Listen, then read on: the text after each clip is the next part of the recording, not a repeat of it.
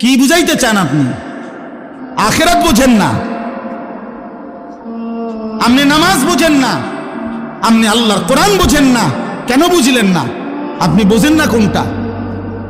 বাপ, হাত জোর করে অনুরোধ, দিন শিখতেই হবে আপনাকে। সবাই নিয়ম মাফিক মাদ্রাসার সবগুলো ক্লাস পড়া জরুরি না, কথা বোঝেন নাই? কিন্তু চলনসই আখিরাতে মুক্তি পাবেন এতটুকু দিন শিখা, এতটুকু সূরা কেরাত, দোয়া, কালাম, ওযু, নামাজ, হজ, যাকাত ঠিক করা, এটা জরুরি। এখানে খামখেয়ালি করলে তো আপনি ইউনিভার্সিটি পড়েন, কোনো আপত্তি নেই। একেবারে হিমালয় পর্বতের উচ্চতা পর্যন্ত যুবক, তোমার সার্টিফিকেট হোক, কোনো মানা নাই। তোমার সার্টিফিকেট পৃথিবীর সবচেয়ে বড় সার্টিফিকেট হোক, কোনো মানা নাই। আল্লাহর কোরআন পড়তে পারো না কেন? 16 বছরে মুসলমান সন্তান কিংবা বাপ কারো মনে পড়লো না আল্লাহর কোরআনের কথা?